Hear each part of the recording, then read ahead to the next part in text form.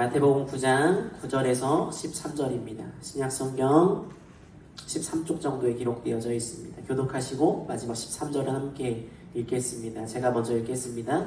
예수께서 그곳을 떠나 지나가시다가 마태라 하는 사람이 세관에 앉아있는 것을 보시고 이르시되 나를 따르라 하시니 일어나 따르니라.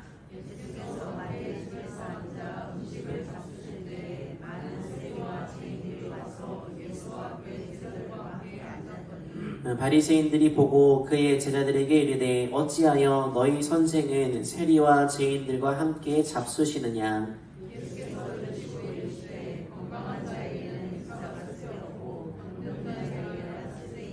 14절 함께 읽겠습니다. 너희는 가서 내가 긍휼을 원하고 제사를 원하지 아니하노라 하신 뜻이 무엇인지 배우라. 나는 의인을 부르러 온 것이 아니요 죄인을 부르러 왔노라 하시니라. 아멘. 우리 신앙으로 고백합니다. 주께서 부활하셨습니다. 성령께서 임하십니다. 아멘. 네, 명절 기간입니다. 가족들마다 가정마다 행복과 기쁨이 임하시기를 소망합니다. 그런데 이런 명절을 보낼 때마다 제 마음에 가족들로 인해 기쁨을 누리지 못하는 그런 사람들이 많이 생각이 나곤 합니다.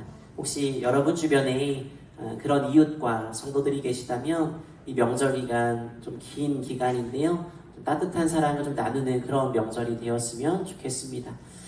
지난 8월 15일은 우리나라 광복 80주년이 되는 해였습니다. 그러다 보니까 많은 인터넷 매체나 뉴스에서 독립운동가들의 삶을 조명해 주었습니다. 참 위대한 분들인데요. 그 중에 이런 분도 계시더라고요. 김용환이라는 독립운동가이십니다. 드라마 미스터 선샤인의 한 역할의 어떤 실존 인물로 알려져 있는데요. 조금 특이한 별명이 하나 있습니다. 바로 파라코라는 별명입니다. 파라코는 재산이나 권력이 있는 집안의 자손인데요. 집안의 재산을 몽땅 털어먹는 남봉꾼을 의미합니다.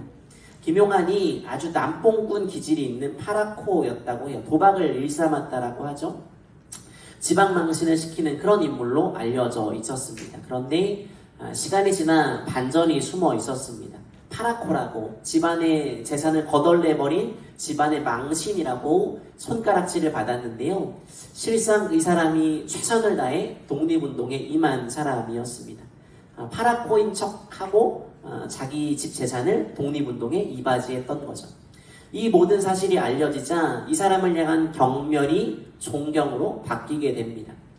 경멸이 존경으로 바뀐 사람, 오늘 나눌 제자 마태가 바로 그런 인물이었습니다. 마태의 이름은 본명이 아닐 확률이 매우 큽니다. 마가복음과 누가복음은 이 사람의 이름을 마태가 아니라 레위라고 기록하고 있습니다. 이게 본명인 듯 보여요. 그런데 마태는 마태복음에서 자신의 이름을 레위가 아니라 마태라고 기록하고 있습니다. 레위가 예수님을 만난 뒤에 마태란 이름으로 바뀐 것으로 보입니다. 마태란 이름은 하나님의 선물이란 뜻인데요. 이름처럼 이 사람의 인생은 주님을 만나고 그분의 은혜로, 그 은혜의 선물로 인해 과거와 달라진 삶, 완전 판이한 삶을 살아가게 됩니다. 여러분, 레위 하면 혹시 떠오르는 것 있으세요? 제사장 맞습니다. 성경을 좀 아시는 분들은 자연스럽게 제사장, 구약 성경에 나오는 레위 지파를 떠올리실 거예요. 그래서 많은 학자들이 이 마태가 레위 지파의 후손이었을 것이다 라고 추정합니다. 레위 지파는 이스라엘의 종교 지도자인 제사장이 되는 가문 지파였죠. 그렇기 때문에 마태가 어렸을 때부터 종교 지도자가 되는 수업을 받았을 것이다 라고 말합니다. 아마도 그의 아버지는 이 자식의 이름을 레위라고 지으면서 너는 꼭 우리 조상 같은 훌륭한 지도자가 돼야 돼. 훌륭한 종교 지도자가 되어야 돼. 우리 집안의 명예를 빛내라 라고 했을 거예요. 그랬던 그가 집안이나 아버지의 기대와는 사뭇 다른 삶을 살게 됩니다. 그의 직업이 이것을 반증해 주죠. 그의 직업은 바로 세리, 세관 공무원이었습니다. 세리가 성경을 조금만 읽어보셔도 매우 부정적인 의미로 통용된다는 것을 다들 아실 겁니다. 당시 세리는 사람들에게 좋은 평판을 받지 못했습니다. 물론 여러분, 세리가요 아무나 되는 게 아닙니다. 세리가 되는 과정 또한 쉽지 않았습니다. 어느 정도의 교육과 숫자에 대한 감각이 있어야만 할 수 있는 직업이라고 해요. 계산을 잘해야 되고요. 장부 정리도 잘해야 됩니다. 또 당시에 널리 사용되던 언어인 아람어, 헬라어, 라틴어까지 알아야 했습니다. 아마 이 마태는 다른 제자들보다는 더 많은 교육을 받은 사람으로 보입니다. 이 마태, 레위가 종교 지도자, 제사장이 되는 것도 좋지만 세리의 길을 가겠다라고 선택을 합니다. 어쩌면 실리적인 선택을 한 것처럼 보입니다. 당시는 로마가 세계를 지배하고 있었습니다. 세리가 돼서요, 로마 정부와 결탁을 하면 주머니에 들어오는 돈이 적지 않습니다. 이런 실리적인 계산에 매우 밝았을 거예요.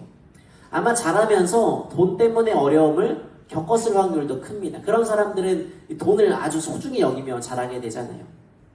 여러분, 공무원 좋아 보이십니까? 언뜻 보면 매우 좋아 보이는데 이 당시 세리를 향한 평판은 좋지 않았다라고 말씀드렸죠. 당시 세리는요, 이 창기, 성을 파는 이 사람과 함께 사회적으로 가장 지탄받는 대상이었습니다. 또 우리 역사로 빗대어 보면 친일파 같은 그런 존재였습니다. 로마 정부의 고용이 되거든요. 로마 정부로부터 먼저 월급을 받습니다.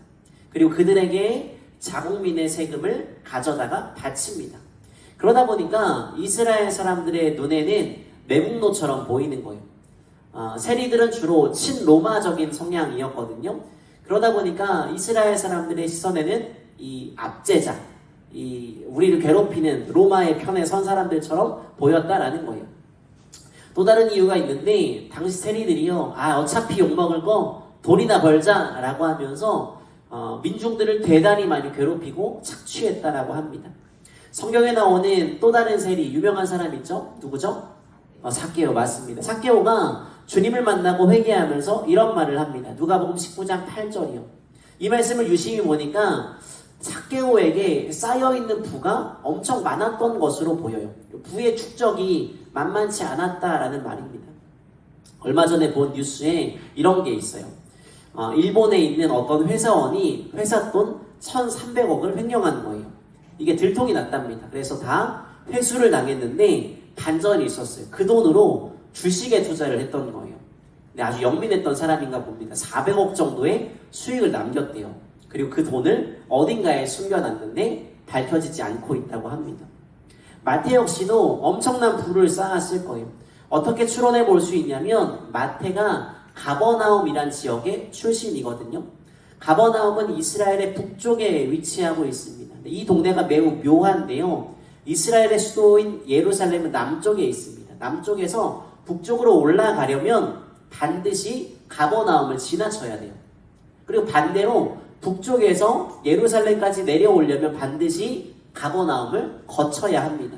이 지도를 보면 티가 안 나는데 당시 도로는 그렇게 나 있었다라고 해요. 무슨 말이냐면 당시 어떤 무역 일을 하는 사람들이 그 길을 지나가려면 반드시 세관을 통과해야 됩니다. 그 세관 업무를 가버나움 출신 마태가 그곳에서 담당했을 거예요. 세금 부과는 세리의 마음이었기 때문에 많이 부과할 수 있습니다.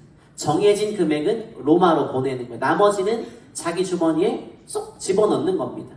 얼마나 원성이 자자했겠습니까? 당시 기록을 보면 세금 문제 때문에 민중들의 봉기가 여러 차례 일어났다라고 합니다. 세금이 너무 과중했고요. 사람들의 분노를 샀는지 알 수 있습니다. 여러분, 이 세리들이 얼마나 악랄하면요. 당시 세리 중에 진짜 악랄한 사람은 세금을 12%까지 먹였대요. 원래 로마에 내야 되는 돈이 100만 원인데 112만 원 내라고 말을 하고 12만 원은 누구 주머니에? 자기 주머니에 들어가는 거예요. 12만 원이 안 커 보이는데 수많은 사람들, 여기 있는 사람들에게 나가시면서 저한테 12만 원씩 내세요 그러면 저는 이렇게 기분 좋게 고향에 갈 수 있을 것 같아요. 이렇게 얼마나 부를 많이 쌓았겠어요. 세관 검사를 하는 도중에 밀수품을 찾으려고 하는데 긴 꼬챙이나 막대기 같은 것을 가지고요, 사람들을 비웃는 표정으로 바라보면서 짐들을 막 쿡쿡 찔렀대요. 그래서 민중들의 혐오감을 굉장히 많이 불러일으켰답니다. 이런 이유 때문에 세리의 증언은 법정에서 효력을 발휘하지 못했대요. 여러분, 얼마나 비참합니까? 믿을 수 없는 사람이라는 거예요. 거짓말하고 사기치는 사람이라고 평가를 받고 있는 거예요. 그리고 더 비참한 게 있는데 당시 이스라엘 사람들은요 회당이라는 곳에 모여서 예배를 드렸습니다. 토론을 하고 이런 모임의 장소였어요. 그런데 그 회당에는 세리와 창기는 출입을 하지 못한다는 법이 정해져 있습니다. 이게 당시 세리의 사회적인 위치였어요. 마태가 바로 그 세리였다라는 거예요. 그랬던 그가 예수님을 만나게 됩니다. 세간에 앉아있다가 주님이 지나가시면서 이 사람을 찾아오시죠. 원래 종교인이 되었어야 됩니다. 돈이라는 현실의 문제 앞에 아유 됐다 돈이나 벌자 라고 하며 실리적인 선택을 하며 살았습니다. 물론 그 과정에서 같은 민족에게 엄청난 천대를 받았습니다. 그 마음에 많은 갈등이 있었을 거예요. 아마 이렇게 생각하지 않았겠습니까? 계속 이렇게 살 수는 없는데 나도 좀 변해야 되는데 내 인생 이렇게 마무리할 수 없는데 라고 생각했을 거예요. 그랬던 그가 예수님을 만나게 됩니다. 주님이 매우 단순하게 말씀하시죠. 나를 따르라. 나를 따라와라 말씀하신 그 순간 그 마음 안에 있던 갈등이 정리되었을 거예요. 실제로 교도소에서 사역하는 어떤 목사님을 만난 적이 있는데 이분의 말에 따르면 여러분 교도소에서 회심이 그렇게 많이 일어난대요. 왜냐하면 마태처럼 이 사회에서 잘못을 막 저지릅니다. 나쁜 짓을 저질러요. 그러면 죄책감이라는 게 많이 쌓이나 봐요. 그러다가 잡혀서 교도소에 가면 그 죄책감이 폭발한대요. 그런 사람에게 목회자가 다가가서 회개하고 올바른 삶을 제시할 때 잘 듣는 편이라고 합니다. 아마 마태도 그랬던 것 같아요. 예수님을 만나서 주님을 따르기로 결심합니다. 근데 이 마태가요 예수님을 만나고 재밌는 일을 하나 벌이는데요. 잔치를 열었습니다. 제자들이 열어준 잔치가 아닙니다. 그 스스로가 연 잔치였습니다. 그리고 이 잔치에 예수님을 초청하죠. 본문 10절 보시기 바랍니다. 예수님을 만나 마음의 결심이 분명히 선 마태가 예수님을 자신의 집으로 초청합니다. 그런데 그 자리에 누가 있습니까? 많은 세리와 죄인들이 함께하고 있습니다. 그의 동료, 직장 동료를 부른 겁니다. 그리고 세리가 오니까 따라오는 또 하나의 계급 죄인이 있었습니다. 아마 창기나 기타 여러 가지 이유로 사회에서 손가락질 받는 그런 사람들이었을 거예요. 이 모습을 보고 당시의 종교 지도자이고 이스라엘의 교사라고 불리우는 바리새인들이 질문을 던집니다. 11절이요. 어찌하여 당신네 선생은 세리와 죄인과 어울려서 음식을 먹고 있느냐라고 질문을 하죠. 당시 이스라엘 종교 지도자들은요 자신을 깨끗하게 유지하기 위해 몇 가지 규칙을 지키고 있었는데 그 중에 하나가요 죄인이라고 특정된 그 신분의 사람과 겸상하지 않게 돼 있었어요. 무슨 말이냐면 세리나 창녀와 함께 겸상하지 않도록 정해져 있었다라는 거예요. 나는 깨끗해야 되니까 더러운 걸 묻힐 수가 없어 이런 마음으로 법으로 정해놓았다라는 거예요. 그런데 말씀을 가르치고 여러 제자를 둔 예수라는 존재가 당시 율법으로 따지면 말도 안 되는 행동을 하고 있는 거예요. 당연히 꼬투리를 잡아 비꼬기 시작합니다. 이때 주님 뭐라고 응답하십니까? 12절이요. 건강한 사람에게는 의사가 필요하지 않다. 병든 사람에게 의사가 필요하다라는 너무 당연한 말씀을 하세요. 아픈 사람에게는 의사가 필요하지 않습니다. 병든 사람에게 의사가 필요해라고 너무 상식적인 말씀을 하세요. 일전에 제가 그런 적이 있습니다. 한 청소년 집회에 다녀와서 다리 근육이 터져서 파열이 된 거예요. 너무 열심히 뛰면서 찬양을 하다가 다리가 파열된 거예요. 살다 보니 별일이 다 있더라고요. 근데 굳이 아픈 제가 굳이 병원을 가지 않고 버틴다면 어떻게 될까요? 쉽게 낫지 않을 거예요. 혹시 아나키 사태라고 아세요? 약 안 쓰고 아이 키우기의 줄임말인데요. 한의사였던 김 씨가 이런 이름의 카페와 동명의 책을 내면서 유명해진 거예요. 자연치유의 능력. 이것을 믿으면서 예방접종하지 마세요. 병원에 가지 마세요. 금지합니다. 그리고 아이들에게 막 수술 먹여요. 검증되지 않은 민간요법을 자행합니다. 많은 피해를 입었어요. 이들은 아동학대 혐의로 재판을 받게 되었습니다. 그리고 한의사 자격증을 박탈당하게 돼요. 여러분 아프면 병원 가셔야 돼요. 적절한 처방과 치료가 필요합니다. 자연치유의 능력을 너무 신뢰하지 마시고 병원 가시고 약도 드셔야 됩니다. 주님은 이 세리와 죄인들이 아픈 사람이라고 비유하고 있어요. 그리고 당신을 만나 고침을 받게 되었고 구원의 길에 들어서게 되었다라고 말합니다. 전 이 일련의 과정을 바라보면서 마태의 태도가 굉장히 중요하다고 느껴져요. 무슨 말이냐면요. 마태가 예수를 만나고요. 함께 일하던 직장 동료들, 사람들의 손가락질과 무시를 받던 사람들을 다 초대합니다. 이런 마음의 동기가 있던 거예요. 다른 내 직장 동료들, 세리들, 세상에선 다 외면받지만 내가 예수 만난 것처럼 저들에게도 예수가 필요하다라는 마음으로 초청을 했던 거예요.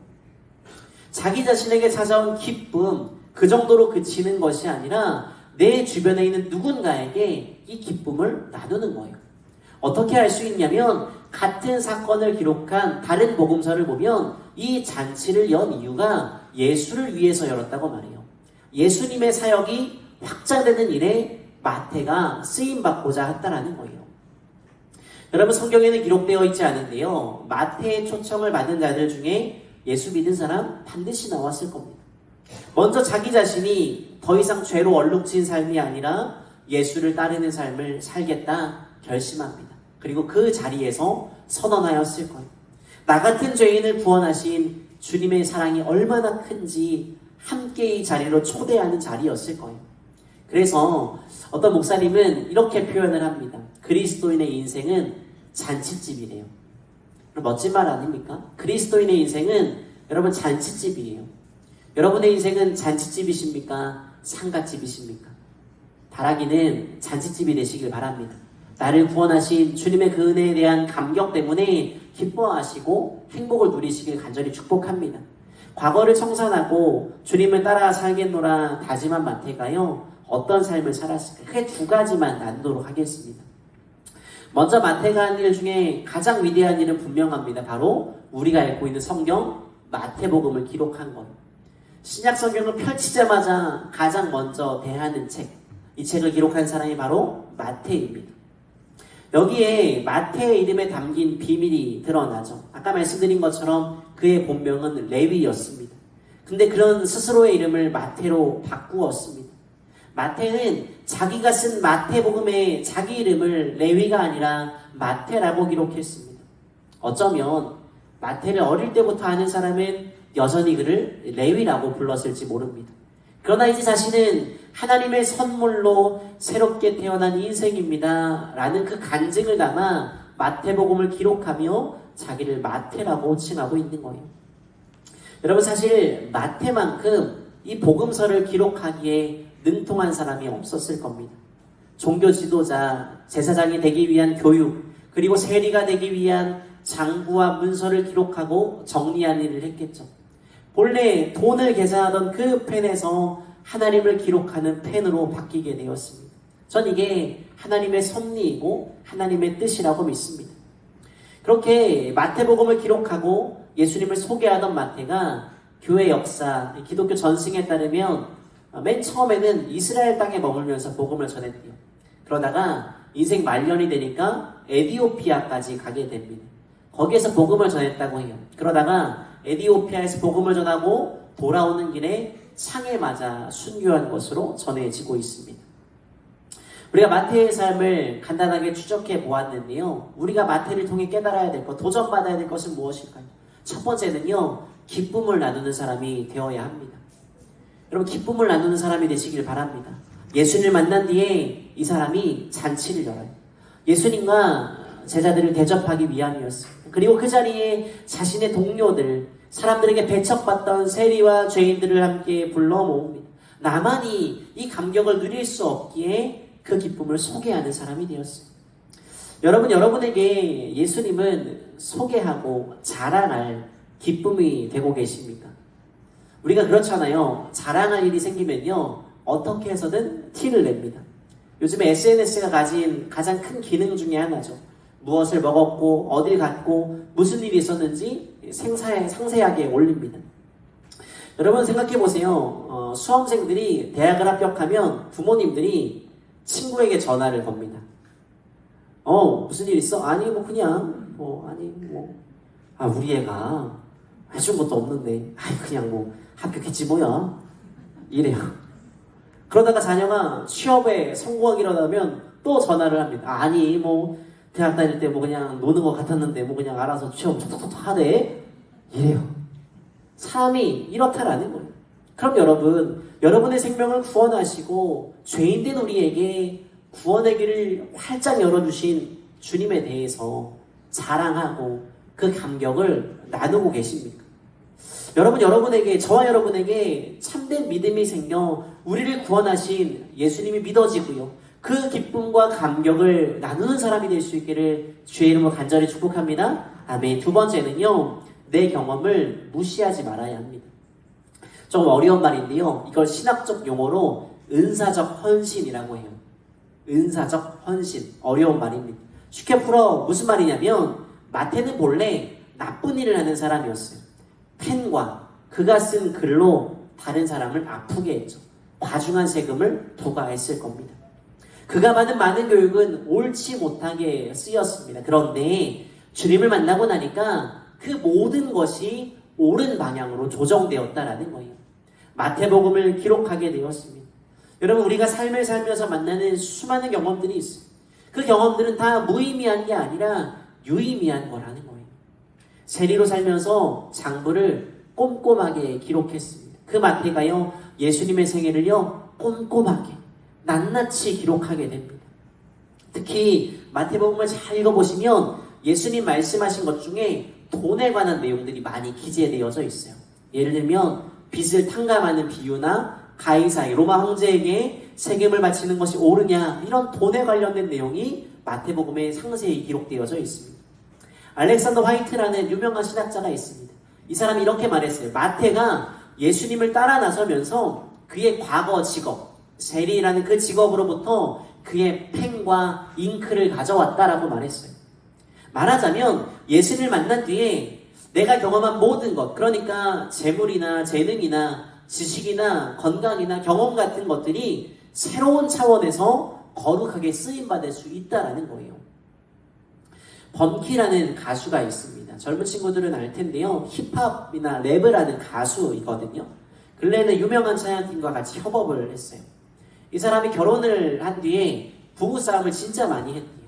그러다가 아내가 베이직 교회 조정민 목사님이 담임하시는 그 교회에 가보는 게 어떤가 권유를 했고 함께 출석을 하게 되었답니다. 처음 예배에 가게 된 날 마음에 감격과 은혜가 찾아왔대요. 죄에 대한 말씀을 들으면서, 여러분 그런 거 있잖아요. 말씀이 내 얘기로 들리는 거. 그게 은혜 받는 거 아시죠? 말씀이 내 얘기로 들려야 되는데 네 얘기로 들리면 문제가 있는 거 아시죠? 내 얘기로 들리기 시작했대요. 과거에 대한 죄책감과 후회가 생기는 밤이었대요. 그렇게 주님을 만나고 4일 정도가 지났는데 수사관들이, 검찰 수사관들이 집을 들이닥쳤답니다. 대마초 마약을 투약하고 판매한 혐의에 대해서 수사가 시작된 거예요. 그 과정에서 가족들이 이 사람이 과거에 저질렀던 나쁜 행실을 다 알게 되었답니다. 자신도 너무 부끄러워서 아내에게 미안하다고 사죄를 구하고 이별을 구했답니다. 놀라운 건 아내가 이 사람을 용서해 주었대요. 아내분이 새벽 기도를 갔다가 구치소에 갇혀있는 남편에게 와서 고린도후서 5장 17절 그리스도 안에 있으면 새로운 피조물이라 이 말씀을 적어주고 갔더랍니다. 결국 그 사람이 구속이 되어서 감옥에 들어가게 됐어요. 그곳에서 아내가 적어준 그 말씀 쪽지를 붙들었고요. 어렸을 때부터 친하게 지내던 나쁜 부류의 사람들을 바라보면서 내가 더 나쁜 사람인데 라는 회개가 끊임없이 몰려왔대요. 형기를 다 마친 뒤 나와서 과거에는 누군가를 조롱하는 노래를 지었었는데 전혀 다른 노래를 만들어 부르기 시작합니다. 마약이나 각종 범죄의 위험을 말하기 시작, 자기가 해봤더니 이게 얼마나 나쁜 것인지 알게 되었습니다 라고 말하게 되었다는 거예요. 다른 사람들을 옳은 대로 인도하는 삶을 살고자 지금도 부단히 노력하고 있습니다. 여러분, 과거에 있던 여러 경험들, 특별히 잘못된 경험들, 그저 내버려 두는 것, 외면하는 것이 아니라 그것을 교훈 삼으셔야 돼요. 올바른 삶의 방향으로 바꾸어 나가 하나님을 드러내는 도구로 쓰는 거예요. 내가 이것이 얼마나 위험한지, 내가 과거에 이런 잘못을 겪어봤는데 라고 말할 수 있다는 거예요. 여러분, 우리가 과거에 겪었던 불행과 아픔, 이 모든 것이 없기를 바랍니다. 없었기를 간절히 바라요. 그런데 없었으면 좋았을 그것들이 우리에게 찾아왔죠. 그것을 교훈 삼아 더 성숙한 삶을 살아가는 사람이 있는가 하면 그냥 아픔에 머물러 있는 그런 사람들이 있어요. 우리 옛날에 너무 아팠잖아. 여기에 머물러 있는 사람이 있어요. 바라기는 우리가 지나며 만나는 그 수많은 경험들이요, 주님께 붙들려서 올바르게 쓰임받기를 간절히 바랍니다. 마태가 그랬던 것처럼 말입니다. 말씀을 맺겠습니다. 우리 시대는 또 한 명의 마태 같은 제자를 기다리고 있습니다. 주님이 마태에게 말씀하셨고 오늘 우리에게 말씀하십니다. 바로 나를 따르라 라고 말이죠. 여러분, 나를 따르라 라는 말을 우리 너무 쉽게 대해요. 우리 너무 쉽게 마태의 결심을 바라봅니다. 아, 마태가 일어나 따라갔구나 라고 말이죠. 그런데 일어나 따른다 라는 것은 매우 깊은 의미를 줍니다. 일어나 따른다라는 것은요, 삶의 결단과 용기가 필요합니다. 어부였던 다른 제자들은요, 예수님의 십자가 사건 이후에 자기 직업으로 돌아갔어요. 기억나시죠? 자기 직업으로 돌아가서 또 그물질을 하고 있었어요. 그런데 세리였던 마태는 갈 곳이 없어요. 로마와의 계약이 끝나버렸습니다. 세리와 고용주로 맺은 계약이 파기되었습니다. 세리라는 직업이 회복될 수 없었어요. 그래서 그의 신앙은요, 더 이상 물러설 곳이 없는 배수진을 친 결단이었다라는 거예요. 여러분, 오늘 우리도 자리를 박차고 일어나야 합니다. 우리가 잘 아는 시편 1편에서 복 있는 자를 이렇게 정의합니다. 복 있는 사람은요, 악인들의 꾀를 따르지 않습니다. 복 있는 사람은요, 죄인들의 길에 서지 않습니다. 복 있는 사람은요, 오만한 자들의 자리에 앉지 않습니다. 자리를 박차고 일어났다라는 거. 의인은, 복 있는 사람은 그런 사람이라는 거. 마태는 자리를 박차고 일어났습니다. 타인을 아프게 하고 자기 욕망을 따르던 그 세관을 박차고 일어났습니다. 타인을 위해 잔치를 베푸는 자리에 서게 되었고, 자신의 경험을 예수님을 기록하는, 예수님의 이야기를 기록하는 그 자리에 서게 되었습니다. 여러분, 우리의 삶이요, 죄된 자리를 박차고 일어나기를 바랍니다. 일어나서 주님을 따라 살아가는 그런 믿음의 사람, 참된 제자가 되기를 간절히 바랍니다. 여러분, 하나님 사랑하시죠? 주님이 우리를 구원하셨고 주님이 우리를 여전히 사랑하십니다. 그 구원의 감격을 기억하며 기쁨을 나누는, 잔치를 베푸는 인생이 되시기 바랍니다. 아까 설교 서두에 명절을 보내면서 혹시나 이 명절을 기쁘게 보내지 못하는 사람들이 있다면 사랑을 좀 나누셨으면 좋겠다라고 말씀을 드렸죠. 왜요? 하나님의 사랑을 받은 사람으로서 나누어 보시는 것. 또 예수님의 이야기를 기록했던 그 마태처럼, 기록해서 전했던 마태처럼 우리에게 다가온 예수님의 이야기를 전하는 사람이 되시기 바랍니다.